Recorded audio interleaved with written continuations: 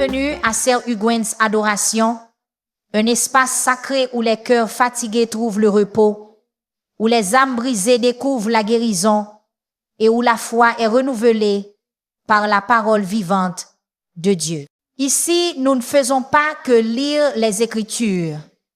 Nous en dévoilons les trésors cachés, comme les secrets qui transforment la vie contenus dans le psaume chapitre 23, des vérités qui apportent la paix dans le chaos, la force dans la faiblesse et l'espérance dans l'incertitude. Chaque message est conçu pour vous rapprocher du bon berger, vous rappelant que sa présence vous guide, vous restaure et vous protège à chaque étape.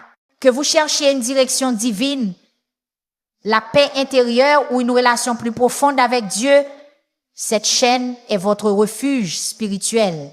Alors prenez une profonde inspiration, ouvrez votre cœur et laissez Dieu vous parler puissamment aujourd'hui. Le secret du psaume chapitre 23 qui changera votre vie pour toujours. La plupart des gens passent à côté de cela. Salut! Mon ami, j'ai besoin de te poser une question. Combien de fois as-tu entendu le psaume chapitre 23? Peu. As-tu grandi en l'entendant à l'église? Ou bien il a été lu à un enterrement? Ou peu. Être même que tu l'as mémorisé et récité dans des moments difficiles en espérant y trouver du réconfort. Mais laisse-moi te dire quelque chose. Il y a un secret caché dans le psaume chapitre 23 que la plupart des gens manquent complètement une vérité si puissante, si transformatrice que lorsque tu la découvriras, elle changera à jamais ta perception de Dieu. Tu penses peu. Attends, le psaume chapitre 23 ne parle-t-il il pas simplement de Dieu en tant que notre berger? Oui, c'est vrai. Mais il y a bien plus. Et si je te disais qu'en ces 6 petits versets se cache la clé pour vivre avec la paix au milieu du chaos, la force dans la faiblesse et l'espérance face à l'incertitude? Et si je te disais que comprendre ce seul psaume tel que Dieu l'a voulu pourrait transformer complètement ta relation avec lui? La plupart des gens lisent le psaume chapitre 23 comme un poème réconfortant, quelque chose de joli à dire quand la vie devient dure. Mais David n'écrivait pas juste de jolies paroles, il révélait une profonde réalité spirituelle sur qui est Dieu et comment il agit dans nos vies, une réalité que la plupart d'entre nous ne saisissons jamais vraiment. Alors aujourd'hui, nous allons déverrouiller la puissance cachée du psaume chapitre 23 et à la fin de cette vidéo, tu le verras d'une manière que tu n'as jamais vue auparavant. Je crois de tout mon cœur que si tu laisses cette vérité pénétrer en toi, elle changera ta vie. Es-tu prêt? Allons-y. D'accord. Avant de plonger profondément dans le secret caché du psaume chapitre 23, il faut prendre du recul et comprendre le contexte, car le contexte change tout. Qui a écrit le psaume chapitre 23? Il a été écrit par le roi David. Oui, le même David qui a affronté Goliath, le même David qui est devenu roi et le même David qui a gravement fauté, mais qui a pourtant été appelé un homme selon le cœur de Dieu. Mais voici ce que la plupart des gens ne réalisent pas. Avant d'être roi, David était berger. Il a passé des années dans les champs à s'occuper des brebis, à les protéger des lions et des ours, à les guider, à prendre soin d'elles. Donc, quand David appelle Dieu son berger, il n'utilise pas une métaphore aléatoire, il parle à partir d'une expérience personnelle profonde. David savait parfaitement ce que signifiait être un berger et, plus encore, il savait ce que signifiait être une brebis totalement dépendante de celui qui l'a conduit. Très bien. Je poursuis la traduction directement à partir de le psaume chapitre 23, comprendre le contexte en respectant scrupuleusement ton format, structure identique, pas d'ajout, pas de résumé, pas de saut de ligne, non justifié, pas de titre formaté. Voici la suite. Avant de plonger profondément dans le secret caché du psaume chapitre 23, nous devons prendre du recul et comprendre le contexte, car le contexte change tout. Qui a écrit le psaume chapitre 23? Il a été écrit par le roi David. Oui, le même David qui a combattu Goliath, le même David qui est devenu roi, et le même David qui a commis de graves erreurs, mais qui était toujours appelé un homme selon le cœur de Dieu. Mais voici ce à quoi la plupart des gens ne pensent pas. Avant que David ne devienne roi, il était berger. Il a passé des années dans les champs à s'occuper des brebis, à les protéger des lions et des ours, à les guider, à veiller sur elles. Donc, quand David appelle Dieu son berger, il ne s'agit pas d'une métaphore choisie au hasard. Il parle à partir d'une expérience personnelle profonde. David savait exactement ce que signifiait être un berger. Et, plus important encore, il savait ce que signifiait être une brebis, totalement dépendante de celui qui la guide. L'importance culturelle et biblique des bergers, le métier de berger avait une grande valeur dans l'Israël ancien. Les brebis étaient précieuses. Elles fournissaient de la laine, du lait et parfois des sacrifices pour le culte. Mais les brebis sont aussi complètement impuissantes sans un berger. Elles s'égarent, se coincent, ne savent pas où trouver de la nourriture ou de l'eau et n'ont aucun moyen de se défendre. C'est pourquoi les bergers n'étaient pas seulement des gardiens, mais aussi des protecteurs, des pourvoyeurs et des guides. Ils devaient être forts, mais doux, toujours vigilants sur leurs troupeaux, toujours prêts à repousser les prédateurs. Cela ne te rappelle rien? C'est exactement ainsi que Dieu veille sur nous. Pourquoi Dieu se présente-t-il comme un berger?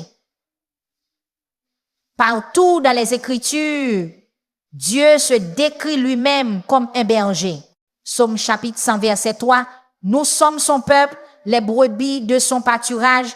Ésaïe chapitre 40 verset 11. Il fait paître son troupeau comme un berger, il rassemble les agneaux dans ses bras. Ézéchiel chapitre 34 verset 11 à 12. Moi-même je chercherai mes brebis et je veillerai sur elles. Et bien sûr, Jésus lui-même a dit dans Jean chapitre 10 verset 11, je suis le bon berger. Pourquoi? Parce que comme les brebis, nous sommes impuissants sans lui. Nous nous égarons, nous tombons, nous faisons de mauvais choix, nous courons vers le danger sans nous en rendre compte. Nous avons besoin d'un berger. La relation entre un berger et ses brebis. Un berger ne possède pas seulement les brebis, il les connaît personnellement. Il les appelle par leur nom. Jean chapitre 10 verset 3, il parle et elles reconnaissent sa voix. Et le plus beau, c'est que le berger ne veille pas sur elles à distance. Il marche avec elles. David connaissait ce type de relation avec Dieu. Et c'est pourquoi, lorsqu'il écrit le psaume chapitre 23, il ne parle pas d'un Dieu lointain et impersonnel. Il parle d'un Dieu qui marche à ses côtés, qui le guide, le protège et pourvoit à ses besoins. Alors quand David commence par ces mots, l'Éternel est mon berger, il ne fait pas une déclaration poétique, il fait une déclaration de confiance. Et c'est là, mon ami, que commence le secret caché du psaume chapitre 23. Maintenant, plongeons dans le premier verset et dévoilons le secret de la provision divine. Le Seigneur est mon berger, je ne manquerai de rien. Le secret de la provision. Très bien, soyons honnêtes. À quelle fréquence avons-nous le sentiment qu'il nous manque quelque chose? Peut être de l'argent, peut être une direction à suivre, peut être de l'amour, de la paix ou simplement un but dans la vie. Et quand nous ne l'avons pas, nous nous sentons stressés, anxieux et agités. Mais voilà que David écrit quelque chose de radical. Le Seigneur est mon berger, je ne manquerai de rien.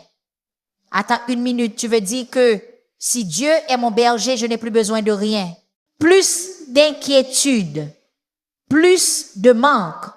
Oui, mais pas de la manière dont tu pourrais le penser, que signifie vraiment je ne manquerai de rien. David ne dit pas qu'il obtiendra tout ce qu'il veut. Il dit que parce que Dieu est son berger, il a tout ce dont il a besoin, grande différence. Le mot hébreu pour manquer dans ce verset est chasé, ce qui signifie être dépourvu, diminué, manquer de. David dit donc, si Dieu est mon berger, je ne manquerai jamais de ce qui est véritablement nécessaire pour moi. Cela signifie que si tu as besoin de paix, il la fournit. Si tu as besoin de force, il la donne. Si tu as besoin de sagesse, il l'offre. Si tu as besoin de provision, il est fidèle. Dieu n'est pas seulement un pourvoyeur, il est le pourvoyeur. La provision de Dieu dans la Bible est remplie d'histoires où Dieu se manifeste et pourvoit exactement à ce dont son peuple a besoin, parfois de manière totalement inattendue. La manne dans le désert, Exode chapitre 16. Quand les Israélites n'avaient pas de nourriture, Dieu a littéralement fait pleuvoir du pain du ciel. Élie et les corbeaux, 1 Roi chapitre 17. Dieu a envoyé des oiseaux pour nourrir Élie pendant une sécheresse. Jésus nourrissant les 5000. Matthieu chapitre 14. 5 pains et 2 poissons. Pas un problème quand Dieu est aux commandes. Dieu n'a jamais manqué de pourvoir et il ne va pas commencer maintenant. Le problème, nous doutons du berger. La raison pour laquelle beaucoup d'entre nous ont l'impression de manquer, c'est parce que nous ne faisons pas pleinement confiance au berger. Nous stressons à propos de l'argent au lieu de croire qu'il pourvoira. Nous nous inquiétons de l'avenir au lieu de faire confiance à sa direction. Nous poursuivons des choses en pensant qu'elles nous combleront au lieu de nous reposer dans ce que Dieu nous a déjà donné. C'est comme une brebis qui s'éloigne du pâturage en pensant qu'elle trouvera une meilleure nourriture par elle-même. Mais que se passe-t-il? Elle se perd, a faim, devient vulnérable. Le meilleur endroit pour une brebis, c'est près du berger. Et le meilleur endroit pour toi, c'est de faire confiance au Seigneur. Comment marcher dans la provision de Dieu. Alors, comment passer de l'inquiétude concernant ce qui nous manque à la confiance que Dieu va pouvoir? 1. Reconnais que Dieu sait ce dont tu as besoin avant même que tu ne le demandes. Jésus a dit dans Matthieu chapitre 6 verset 8, « Votre Père sait ce dont vous avez besoin avant que vous ne le lui demandiez. » 2. Prie avec attente. Philippiens chapitre 4 verset 6 à 7 nous dit de présenter nos requêtes à Dieu avec reconnaissance et de faire confiance à sa paix qui gardera nos cœurs. 3. Cherche d'abord son royaume. Matthieu chapitre 6 verset 33. Cherchez d'abord le royaume de Dieu et sa justice. Et toutes ces choses vous seront données en plus. 4. Repose-toi dans son timing. Parfois, la provision de Dieu n'est pas immédiate, mais elle arrive toujours à temps. Ses retards ne sont pas ses refus. Le secret caché, ton berger est suffisant. Voici le véritable secret. Dieu lui-même est ta provision. Lorsque David dit « je ne manquerai de rien », il ne parle pas seulement de choses matérielles. Il dit « tant que j'ai Dieu, j'ai tout ce dont j'ai besoin ». Et mon ami, c'est la vérité pour toi aussi. Tu n'as pas besoin de courir après les choses de ce monde pour te sentir en sécurité. Tu n'as pas besoin de t'inquiéter de demain. Ton berger est déjà devant toi, s'assurant que tu es tout ce dont tu as besoin. Alors, prends une grande respiration, fais-lui confiance et sache que tu n'es jamais dans le manque, car ton berger est toujours avec toi. Il me fait reposer dans de verts pâturages. Le secret du repos. Soyons honnêtes, la plupart d'entre nous ne savons pas nous reposer. Nous vivons dans un monde qui glorifie l'agitation. Travaille plus, fais plus, continue à avancer, reste occupé. Et même quand nous faisons une pause, notre esprit continue de tourner. Les factures, les délais, les relations, l'avenir. Mais voici la question. Si nous servons un Dieu tout-puissant, pourquoi sommes-nous si agités? David écrit dans le psaume chapitre 23, verset 2. « Il me fait reposer dans de verts pâturages. » Cela semble paisible, non? Mais il y a quelque chose de plus profond ici, une vérité spirituelle cachée que la plupart des gens ignorent. Pourquoi les brebis ont-elles du mal à se coucher? Si tu connais un peu les brebis, tu sais qu'elles ne se couchent pas facilement. En fait, une brebis ne se couche que si 4 conditions sont réunies. 1. Elles sont libérées de la peur. Les brebis sont facilement effrayées. Le moins de bruit, une ombre, les garde sur le qui-vive. 2. Elles sont libérées de la tension. Les brebis ont une hiérarchie. S'il y a des conflits entre elles, elles restent agitées. 3. Elles sont libérées de la faim. Une brebis affamée est une brebis agitée. 4. Elles sont libérées des parasites. Les mouches et les parasites les irritent constamment, les empêchant de se détendre. Tu vois où je veux en venir? Dieu veut te conduire vers un vrai repos, mais beaucoup d'entre nous sont spirituellement agités, car nous sommes pleins de peur, inquiets de l'avenir, pleins de tensions accrochées aux rancunes et au manque de pardon, spirituellement affamés en manque de la présence de Dieu, distraits, irrités par le bruit constant de la vie. Alors que fait Dieu?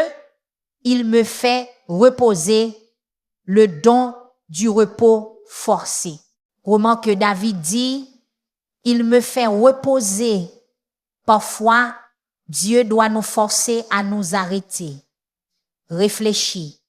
Combien de fois Dieu t'a dit il ralentit? Peut être par une période d'attente, peut être par une maladie, une perte d'emploi ou une porte qui ne s'est pas ouverte. Sur le moment, cela semblait frustrant. Mais et si Dieu était en train de te conduire au repos? Dieu ne nous impose pas le repos parce qu'il est cruel, il le fait parce qu'il nous aime, il sait que sans cela, nous nous épuisons. Le secret du repos, faire confiance au berger. Voici le véritable secret. Le repos ne consiste pas seulement à s'arrêter. Il consiste à faire confiance. Les brebis ne se couchent que si elles se sentent en sécurité en présence de leur berger. De la même manière, nous ne connaîtrons jamais le véritable repos tant que nous n'aurons pas appris à faire confiance à Dieu. Jésus a dit dans Matthieu chapitre 11, versets 28 à 30, « Venez à moi, vous tous qui êtes fatigués et chargés, et je vous donnerai du repos. » C'est une promesse. Tu n'as pas à tout porter seul.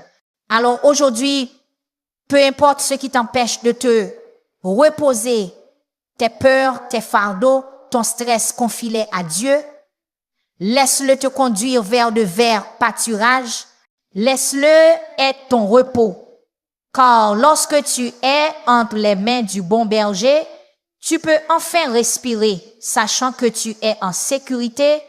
Il me conduit près des eaux paisibles. Le secret de la paix. Imagine ceci. Tu es debout au bord d'un lac calme et immobile. Pas de vagues, pas de chaos. Juste une parfaite tranquillité. C'est l'image que David peint dans le psaume chapitre 23 verset 2 lorsqu'il écrit « Il me conduit près des eaux paisibles ».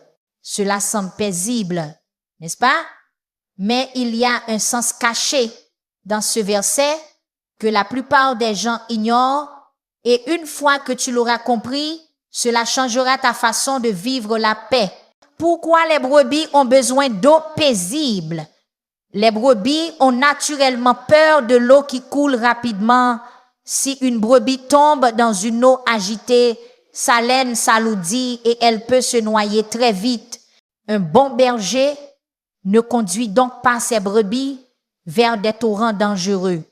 Il leur trouve une eau calme, silencieuse, où elles peuvent boire en sécurité. Qu'est-ce que cela signifie pour nous? La plupart d'entre nous sommes en train de nous noyer dans des eaux tumultueuses en ce moment. Les eaux tumultueuses de l'anxiété, préoccupés par des choses que nous ne pouvons pas contrôler. Les eaux tumultueuses de l'agitation, toujours en mouvement, sans jamais s'arrêter. Les eaux tumultueuses des réseaux sociaux, des actualités, des opinions, un bruit constant sans paix. Et pourtant David dit, il me conduit près des eaux paisibles. Dieu ne veut pas que tu vives dans l'anxiété permanente, il veut te conduire à la paix. Jésus, l'eau vive qui apaise nos âmes. Dans Jean chapitre 4, Jésus rencontre une femme près d'un puits et lui dit, celui qui boira de l'eau que je lui donnerai n'aura plus jamais soif. Qu'était-il en train de dire? Le monde offre un soulagement temporaire. L'argent, le succès, les relations, le divertissement. Mais rien de tout cela ne satisfait réellement. Seul Jésus peut donner la paix qui dure. C'est pourquoi Philippiens chapitre 4 verset 7 dit « Et la paix de Dieu, qui surpasse toute intelligence, gardera vos cœurs et vos pensées en Jésus-Christ. » Voilà le secret. Comment marcher dans la paix de Dieu? Si tu luttes pour trouver la paix, voici ce que tu dois faire. 1. Laisse le berger te conduire. La paix ne se trouve pas en courant après des choses. Elle se trouve en suivant Jésus. 2. Sois tranquille et reconnais qu'il est Dieu. Psaume chapitre 46, verset 10. Arrêtez et sachez que je suis Dieu. Parfois, si nous ne ressentons pas la paix, c'est parce que nous ne nous arrêtons jamais pour écouter sa voix. 3. Prie pour tout. Philippiens chapitre 4, verset 6. Présentez vos demandes à Dieu. L'anxiété s'efface quand nous lui confions tout dans la prière. 4. Fais confiance à Dieu. Le monde est chaotique, mais Dieu ne change jamais. S'il te guide, tu peux marcher dans la paix, même au milieu de la tempête. Le secret caché. La paix n'est pas l'absence de problème, c'est la présence de Dieu. Voici la vérité. La paix ne se trouve pas dans des circonstances parfaites. Elle se trouve auprès d'un berger parfait. C'est pourquoi Jésus pouvait dormir pendant la tempête. C'est pourquoi Paul pouvait chanté en prison. C'est pourquoi David pouvait écrire ses paroles en plein cœur de ses batailles, parce que la paix ne dépend pas de ce qui se passe autour de toi, mais de qui te guide. Et si le Seigneur est ton berger, tu n'as pas à craindre la tempête, tu n'as pas à vivre dans l'anxiété, tu n'as pas à laisser le chaos te contrôler. Tu peux marcher dans la paix, sachant que le bon berger te conduit vers les eaux paisibles. Alors aujourd'hui, prends une profonde inspiration, laisse aller le stress, laisse Dieu te guider, car sa paix t'attend, il restaure mon âme. Le secret de la guérison. Soyons honnêtes, la vie nous brise. Nous traversons des déceptions, des ruptures, des trahisons, des pertes. Certains d'entre nous portent des blessures depuis des années, des blessures que personne ne voit. Nous sourions à l'extérieur, mais à l'intérieur, nous nous sentons fatigués, vides, épuisés. Mais alors, David écrit ces mots puissants dans le psaume, chapitre 23, verset 3. Il restaure mon âme. Pas je me rétablis moi-même, pas la vie me réparera, mais il restaure mon âme. Qu'est-ce que cela signifie? Cela signifie que seul Dieu peut apporter une guérison véritable. Aucun montant d'argent, aucun succès, aucune relation, aucun livre de développement personnel ne peut faire ce que le berger peut faire. Que signifie restaurer? Le mot hébreu pour restaurer est chouv, ce qui signifie ramener, rafraîchir, réparer. C'est l'image d'une brebis qui s'est éloignée, qui s'est coincée, qui est épuisée ou même tombée et qui ne peut plus se relever. Tu t'es déjà senti ainsi, comme si la vie t'avait renversé et que peu importe combien tu essaies, tu n'arrives pas à te relever. Bonne nouvelle, le berger ne te laisse pas là. Il vient te chercher, il te relève, il te restaure. Histoire biblique de restauration. La Bible est remplie de personnes brisées que Dieu a restaurées. Joseph trahi par ses frères, jeté dans un puits, vendu comme esclave, faussement accusé. Mais Dieu l'a restauré et a fait de lui un dirigeant en Égypte. Job, il a tout perdu, sa famille, sa richesse, sa santé. Mais Dieu l'a restauré et lui a donné 2 fois plus que ce qu'il avait avant. Pierre, il a renié Jésus 3 fois. Il s'est senti comme un échec, mais Jésus l'a restauré et en a fait le leader de l'église naissante. Si Dieu les a restaurés, il peut te restaurer aussi. Comment Dieu nous restaure-t-il? 1. Par sa présence. Psaume chapitre 16, verset 11. Il y a d'abondantes joies devant ta face. Quand nous passons du temps avec Dieu, il rafraîchit nos âmes fatiguées. 2. Par sa parole. Psaume chapitre 19, verset 7. La loi de l'Éternel est parfaite. Elle restaure l'âme. La parole de Dieu a le pouvoir de guérir, de ranimer, d'apporter la vie là où il y avait de la brisure. 3. Par sa grâce. Ésaïe chapitre 60 et un verset 3. Pour leur donner un diadème au lieu de la cendre, une huile de joie au lieu du deuil. Dieu prend nos morceaux brisés et en fait quelque chose de beau. Le secret caché, ton passé ne te définit pas. La restauration de Dieu, oui, tu te sens peu, être brisé, tu penses peu, être avoir trop gâché. Mais écoute bien, Dieu n'en a pas fini avec toi. Si tu respires encore, alors Dieu est encore en train de restaurer. Il est encore en train d'agir. Il est encore en train de guérir. Laisse le berger restaurer ton âme aujourd'hui. Il me conduit dans les sentiers de la justice pour l'amour de son nom. le secret de la direction divine. Tu t'es déjà senti perdu, comme si tu ne savais pas quelle décision prendre, comme si tu étais à un carrefour te demandant, Dieu, quelle direction dois-je prendre? Nous traversons tous des saisons où nous avons besoin de guidance. Et voici la magnifique promesse du psaume chapitre 23, verset 3. Il me conduit dans les sentiers de la justice pour l'amour de son nom. Pas, je découvre tout seul le bon chemin. Pas, j'espère prendre la bonne décision. Non, il me conduit. Que sont les sentiers de la justice?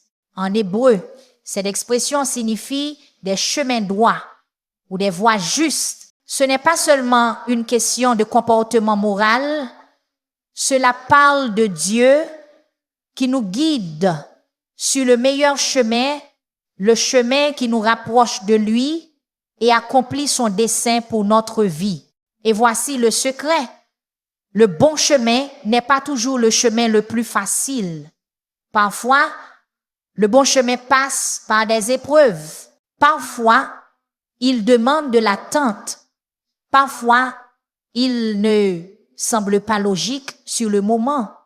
Mais si Dieu te guide, tu peux avoir confiance que c'est le meilleur chemin. Comment Dieu nous guide? Dit-il. Par sa parole. Psaume chapitre 119, verset 105. Ta parole est une lampe à mes pieds, une lumière sur mon sentier. Si tu veux connaître la direction de Dieu, commence par ce qu'il a déjà dit. 2, par le Saint-Esprit. Jean chapitre 16, verset 13. L'Esprit de vérité vous conduira dans toute la vérité. Le Saint-Esprit nous parle, nous pousse, nous reprend et nous dirige dans nos décisions quotidiennes. 3, par des conseillers sages. Proverbe chapitre 11, verset 14. Quand la direction fait défaut, le peuple tombe. Le salut est dans le grand nombre de conseillers. Dieu parle souvent à travers des mentors, des pasteurs et des amis pieux. 4, par des portes ouvertes et fermées. Apocalypse chapitre 3, verset 7. Ce qu'il ouvre, personne ne peut le fermer, et ce qu'il ferme, personne ne peut l'ouvrir. Parfois, Dieu nous guide en fermant des portes qui ne sont pas pour nous et en ouvrant celles auxquelles nous ne nous attendions pas. Et si j'ai pris le mauvais chemin, peut être que tu te dis, mais si j'ai déjà fait de mauvais choix, bonne nouvelle, Dieu est le Dieu de la rédemption. Il peut prendre tes détours et quand même t'amener à destination. Romains chapitre 8, verset 28. Toute chose concourt au bien de ceux qui aiment Dieu. Pense à un GPS, même si tu fais une mauvaise manœuvre, il recalcule et t'emmène quand même là où tu dois aller. Dieu fait la même chose avec ta vie. Le secret caché. Ton but est plus grand que toi. Remarque la dernière partie du verset. Pour l'amour de son nom, ce chemin que Dieu te fait suivre n'est pas seulement pour ton bonheur personnel, il est pour sa gloire. Il te conduit parce que ta vie est appelée à refléter sa bonté. Quand les gens voient ton histoire, tes combats, tes victoires, ta croissance, ils doivent voir la main de Dieu à l'œuvre. Donc aujourd'hui, peu importe où tu en es, que tu te sentes perdu ou incertain, aie confiance que le berger te guide. Tu n'as pas besoin de tout comprendre. Tu dois juste le suivre. Même quand je marche dans la vallée de l'ombre de la mort, le secret du courage. Soyons réalistes.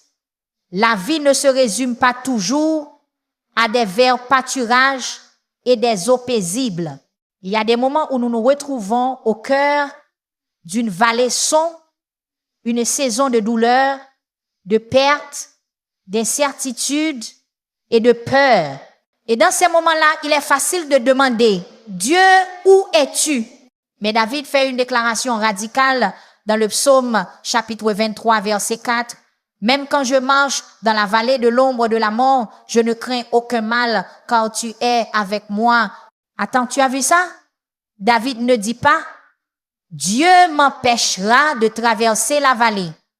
Il dit, même si je marche à travers, je ne crains rien, la réalité des vallées. Voici une vérité que beaucoup préfèrent ignorer. Dieu n'a jamais promis une vie sans vallée.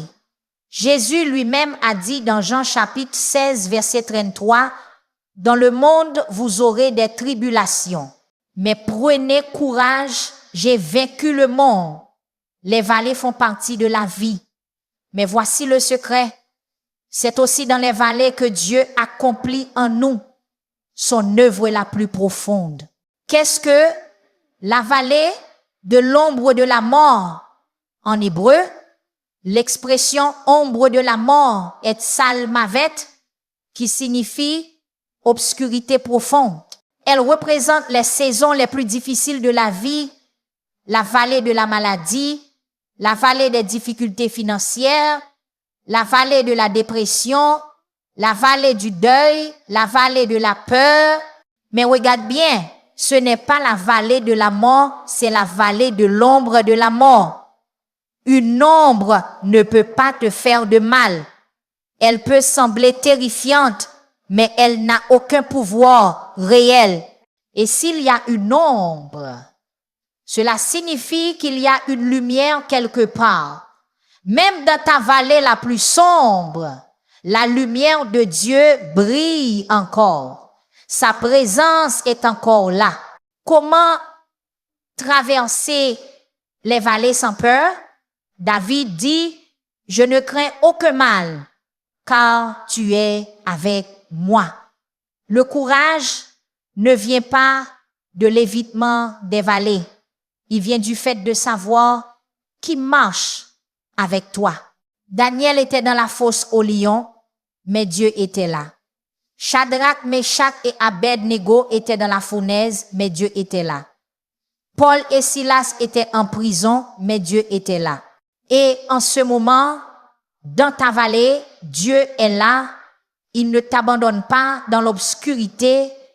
Il marche avec toi à travers le secret caché. La vallée est temporaire.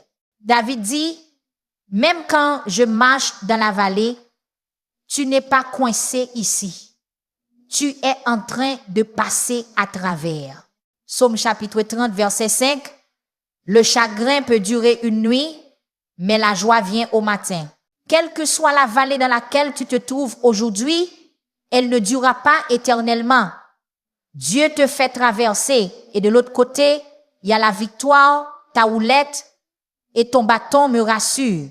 Le secret de la discipline et de la protection de Dieu.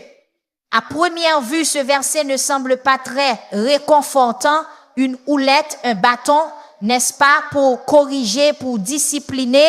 Alors pourquoi David dit-il que cela lui apporte du réconfort? Parce qu'ici se trouve un secret caché. La discipline et la protection de Dieu ne sont pas des signes de sa colère, mais la preuve de son amour. Le bâton, la protection de Dieu. Le bâton était une arme courte et lourde que le berger utilisait pour défendre les brebis contre les prédateurs. Lorsqu'un loup ou un lion approchait, le berger n'hésitait pas à s'en servir pour protéger son troupeau. Que cela signifie-t-il pour nous? Cela veut dire que Dieu combat pour nous. Ésaïe chapitre 54, verset 17. Aucune âme forgée contre toi ne prospérera. Exode chapitre 14, verset 14. L'Éternel combattra pour vous et vous gardez le silence. Quand l'ennemi vient contre toi, Dieu intervient. La houlette, la direction de Dieu. La houlette, elle était un long bâton courbé à une extrémité que le berger utilisait pour guider les brebis et les ramener lorsqu'elles s'égaraient Parfois, une brebis partait trop loin, alors il utilisait la houlette pour la ramener doucement.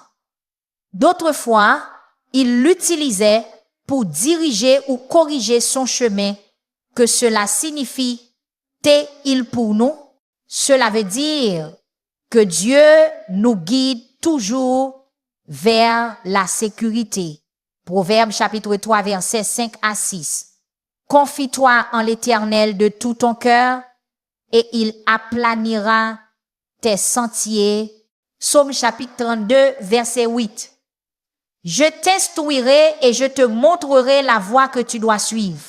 Parfois, Dieu nous pousse à travers une conviction, ce sentiment profond dans ton cœur quand tu sais que tu t'éloignes. D'autres fois, Dieu nous tire en arrière par une correction. Et si je n'aime pas la correction de Dieu, soyons francs, personne n'aime être corrigé. Mais Hébreux chapitre 12 verset 6 dit, le Seigneur corrige celui qui l'aime. Un bon parent ne laisse pas son enfant courir dans la rue. Un bon berger ne laisse pas une brebis tomber d'une falaise. Et Dieu ne nous laisse pas nous détruire. Sa correction n'est pas une punition, c'est une protection. Le secret caché, la discipline de Dieu est la preuve que tu lui appartiens. Lorsque David dit, ta houlette et ton bâton me rassurent, il dit, en réalité, je suis rassuré parce que je sais que tu combats pour moi. Je suis rassuré parce que je sais que tu me diriges. Je suis rassuré parce que je sais que tu m'aimes assez pour me corriger. Alors, au lieu de résister à la discipline de Dieu, nous devrions le remercier parce que s'il nous corrige, cela signifie qu'il n'a pas abandonné son plan pour nous. Aujourd'hui, si tu es dans une vallée, sache que Dieu marche avec toi. Si tu te sens attaqué, sache que Dieu combat pour toi. Et si tu es corrigé, sache que Dieu te protège de quelque chose de pire. Tu dresses devant moi une table, en face de mes ennemis, le secret de la victoire. Soyons honnêtes. La vie ressemble parfois à un combat permanent. Des gens se retournent contre toi. Tu fais face à de l'opposition au travail, dans tes relations et même dans tes pensées. L'ennemi murmure des mensonges, la peur, le doute, le découragement. Mais au milieu de tout cela, David écrit une déclaration incroyable dans le psaume chapitre 23 verset 5. Tu dresses devant moi une table en face de mes ennemis. Attends. Quoi? Dieu prépare une table juste là devant l'ennemi? Pourquoi ferait-il ça? Et qu'est-ce que cela signifie pour nous? La signification de la table. Dans les temps bibliques, lorsqu'un roi préparait un banquet pour quelqu'un, c'était un symbole de faveur, d'honneur et de protection. David est en train de dire, même quand mes ennemis m'entourent, Dieu continue de me bénir. Le secret caché, tes ennemis ne peuvent pas arrêter ta bénédiction. Remarque quelque chose de puissant ici. Dieu ne supprime pas les ennemis. Il ne fait pas cesser l'opposition à la place. Il te bénit devant eux. Pourquoi?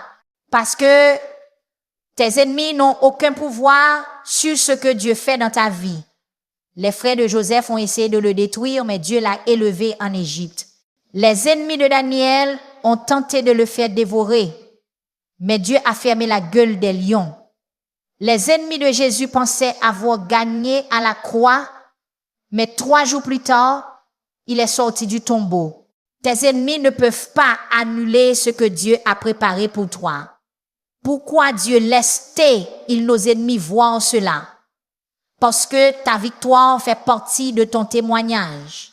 Dieu veut que les gens voient ce qu'il fait dans ta vie. Pourquoi? Pour qu'ils sachent qui est vraiment au contrôle, pour qu'ils voient sa fidélité, pour qu'ils comprennent que rien ne peut arrêter les plans de Dieu. C'est pourquoi Ésaïe chapitre 54 verset 17 dit, « Aucun homme formé contre toi ne prospérera. L'homme peut se former, mais elle ne réussira pas. » Comment s'asseoir à la table de Dieu au milieu du combat? 1. Fais confiance à Dieu. Tu n'as pas besoin de te battre seul, Dieu combat déjà pour toi. 2. Ne te laisse pas distraire par l'ennemi. L'ennemi va essayer de t'attirer dans la peur, l'inquiétude, l'offense. Reste concentré sur ce que Dieu est en train de faire. 3. Nourris-toi de la vérité de Dieu, pas des mensonges de l'ennemi. À cette table, Dieu t'offre la paix, la provision et un but, mais c'est à toi de choisir d'y manger. Tu oins ma tête d'huile, ma coupe déborde, le secret de la faveur divine. Parlons maintenant de quelque chose de puissant. L'onction de Dieu. David écrit, tu oins ma tête d'huile, ma coupe déborde. Ce ne sont pas seulement de jolies paroles poétiques, c'est une vérité spirituelle profonde sur la faveur, la protection et la bénédiction que Dieu accorde à ceux qui lui appartiennent. Que signifie être oint? Dans les temps bibliques, l'onction avec de l'huile représentait 3 choses principales. 1. La consécration, être mise à part pour un but. Les rois, les prêtres et les prophètes étaient oints d'huile pour montrer qu'ils étaient choisis par Dieu. David lui-même a été oint roi alors qu'il n'était encore qu'un jeune berger. Que cela signifie-t-il pour nous? Si tu es un disciple de Jésus, tu es oint choisi pour un but divin. 2. La guérison et la restauration. L'huile était utilisée comme remède pour soigner les blessures. Cela signifie que l'onction de Dieu apporte la guérison à ta vie physiquement, émotionnellement, spirituellement. 3. La protection contre l'ennemi. Les bergers oignaient la tête de leurs brebis avec de l'huile pour les protéger des insectes et des maladies. L'ennemi veut attaquer ton esprit, mais l'onction de Dieu te couvre le secret caché. Tu es déjà oint. Beaucoup pensent que l'onction est réservée aux pasteurs, aux prédicateurs ou aux leaders de louanges, mais ce n'est pas ce que la Bible dit. 1 Jean chapitre 2 verset 20, vous avez reçu l'onction de la part du Saint. Cela signifie que la main de Dieu est déjà sur toi. Tu es oint pour marcher dans ta vocation. Tu es oint pour vaincre chaque attaque. Tu es oint pour porter la guérison et l'espérance aux autres que signifie ma coupe déborde. David ne dit pas que Dieu lui donne juste assez. Non, il dit, Dieu me bénit tellement que cela déborde. Dieu n'est pas le Dieu du juste suffisant, il est le Dieu du plus qu'assez.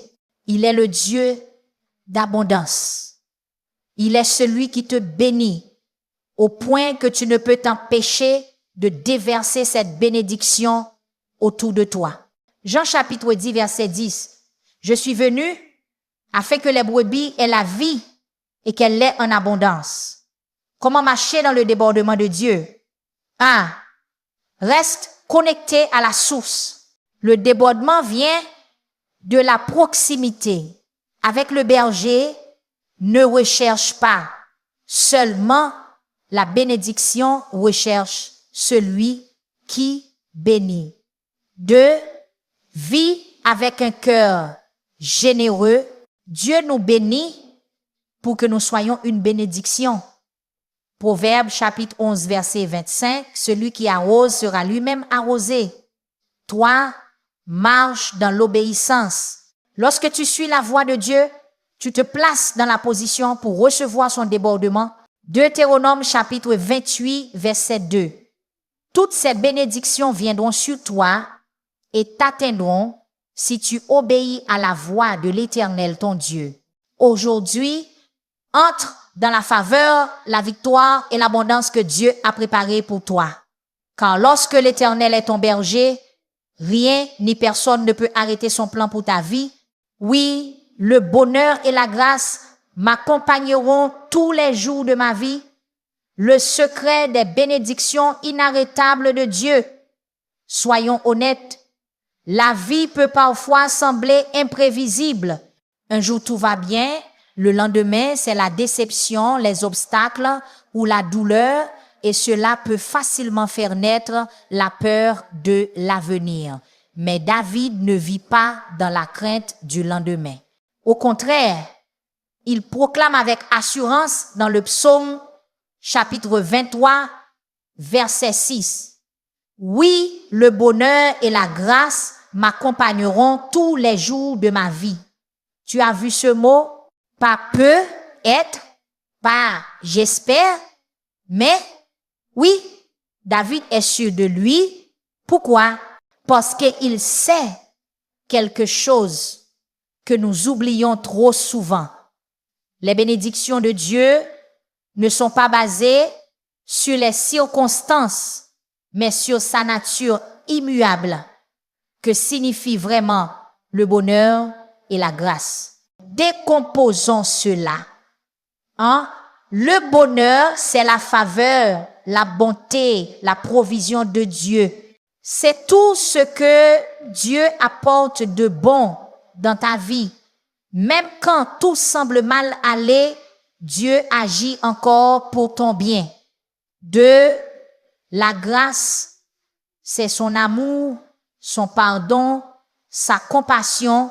Cela signifie que même lorsque tu te trompes, sa grâce te couvre. Tu n'es pas défini par ton passé. Tu es couvert par sa grâce. Le secret caché, les bénédictions de Dieu te poursuivent. David ne dit pas que le bonheur et la grâce sont quelque part devant lui. Il dit qu'ils le suivent. En hébreu, le mot utilisé pour suivre est radaf, qui signifie poursuivre, traquer, courir après. Cela veut dire que les bénédictions de Dieu ne sont pas passives. Elles te pourchassent activement. Tu n'as pas besoin de courir après sa faveur. Sa faveur est déjà en train de courir après toi. Lamentation chapitre 3 versets 22 à 23. Les bontés de l'Éternel ne sont pas épuisées. Ses compassions ne prennent pas fin. Elles se renouvellent chaque matin. Romains chapitre 8 verset 28. Toutes choses concourent au bien de ceux qui aiment Dieu. Comment marcher dans les bénédictions inarrêtables de Dieu? 1. Reste proche du berger. Le bonheur et la grâce accompagnent ceux qui le suivent. Reste dans sa parole, dans la prière, dans l'obéissance. 2. Vis avec une attente confiante. Ne t'attends pas au pire. Attends-toi à voir la bonté de Dieu. Psaume chapitre 27, verset 13. Je reste confiant de voir la bonté de l'Éternel sur la terre des vivants. 3. Quoique même dans l'épreuve, Dieu est à l'œuvre. Joseph a été jeté dans un puits, mais cela l'a mené au palais. Job a tout perdu, mais Dieu lui a tout rendu au double. Même Jésus a traversé la croix avant la résurrection. Si tu appartiens à Jésus, ton histoire n'est pas finie. Le bonheur et la grâce sont en train de te poursuivre. J'habiterai dans la maison de l'Éternel pour toujours. Le secret de la sécurité éternelle. Nous voilà arrivés au dernier verset du psaume, chapitre 23, et celui-ci peut être le plus puissant de tous. David conclut par cette déclaration pleine d'assurance: J'habiterai dans la maison de l'Éternel pour toujours. C'est la promesse ultime. Car quand tout est dit, notre plus grande espérance ne se trouve pas dans cette vie, elle se trouve dans l'éternité. Que signifie habiter dans la maison de l'Éternel pour toujours? Dans l'Israël ancien, la maison de l'Éternel désignait le temple, le lieu de la présence de Dieu. Mais David ne parle pas simplement d'y faire une visite. Il parle d'y habiter. Il parle de vivre dans la présence de Dieu pour l'éternité, le secret caché. La vie éternelle commence maintenant. Beaucoup de gens pensent que la vie éternelle commence après la mort. Mais Jésus dit, dans Jean chapitre 17, verset 3, la vie éternelle, c'est qu'ils te connaissent, toi le seul vrai Dieu, et celui que tu as envoyé, Jésus-Christ. La vie éternelle ne commence pas. Quand tu arrives au ciel, elle commence dès que tu connais Jésus. Pourquoi est-ce important? Parce que quand tu sais où tu vas, tu n'as pas à craindre ce qui arrive dans cette vie. Tu n'as pas à craindre la mort parce que tu as déjà la vie éternelle. Tu n'as pas à craindre l'avenir parce que ta destinée est entre ses mains. Tu n'as pas à craindre de tout perdre parce que ce que Dieu te donne est éternel. Comment vivre avec une perspective éternelle? Reste connecté à la présence de Dieu. Fais place à la louange, à la prière, à la lecture de sa parole. Tu n'as pas à attendre le ciel pour expérimenter sa présence. Elle est disponible maintenant. 2. Vis pour ce qui compte vraiment. Ne te laisse pas piéger par les choses temporaires. Concentre-toi sur ce qui a de la valeur éternelle.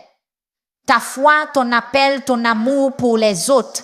Toi, partage l'espérance de Jésus. Si tu crois vraiment en l'éternité, tu ne peux pas la garder pour toi. Tout le monde mérite de savoir que le bon berger les appelle à rentrer chez eux. Le secret final, le ciel est notre maison. David avait compris quelque chose que nous devons nous rappeler chaque jour. Cette terre n'est pas notre destination finale, nous ne faisons que passer. Notre véritable maison est auprès de Jésus. Et lorsque l'Éternel est notre berger, nous pouvons vivre chaque jour avec confiance, sachant que nous habiterons dans sa maison pour toujours. Conclusion. Le berger qui ne t'abandonne jamais. Le psaume chapitre 23, Newton, est pas juste une belle poésie, c'est une promesse. C'est l'histoire d'un berger qui marche avec toi, qui combat pour toi, qui pourvoit à tes besoins, qui te restaure et qui te ramène chez toi. Et voici la plus belle partie. Ce berger n'est pas seulement celui de David, il est le tien aussi. En ce moment, peu importe où tu en es dans la vie, Dieu t'appelle à lui faire confiance. Peut être que tu es dans un vert pâturage, profitant de ses bénédictions. Peut être que tu es dans une vallée, luttant pour voir la suite. Peut être que tu es à une table, entouré d'ennemis. Peu importe où tu te trouves, le berger est proche et il te dit, suis-moi, fais-moi confiance. Je te conduirai jusqu'à la maison. Veux-tu lui faire confiance aujourd'hui? Prions. Seigneur, merci d'être notre berger. Merci de nous guider, de pourvoir à nos besoins, de nous protéger et de restaurer nos âmes. Aide-nous à te faire davantage confiance. Aide-nous à suivre là où tu nous conduis et rappelle-nous que ta bonté et ta grâce nous accompagnent chaque jour. Au nom de Jésus. Amen. Si ce message a touché ton cœur, partage-le avec quelqu'un qui a besoin de l'entendre, car le secret du psaume chapitre 23 est fait pour être partagé. Que Dieu te bénisse. Alors que nous arrivons à la fin de ce message, souviens-toi de cette vérité, le bon berger ne quitte jamais ton côté. Peu importe où tu te trouves dans les verts pâturages, les vallées profondes ou les moments d'incertitude, sa bonté et sa grâce te poursuivent chaque jour de ta vie. Ici, à Serwigwens Adoration, notre désir est de marcher avec toi dans ce voyage de foi en t'aidant à te rapprocher de celui qui restaure ton âme et te ramène chez toi. Si ce message a touché ton cœur, ne le garde pas pour toi, partage-le avec quelqu'un qui a besoin d'encouragement aujourd'hui. Et si c'est ta première fois ici, pense à aimer, à t'abonner et à activer les notifications pour ne manquer aucun des messages puissants et des prières qui peuvent fortifier ton esprit. Jusqu'à la prochaine fois, que la paix, l'amour et la présence de Dieu t'entourent toujours.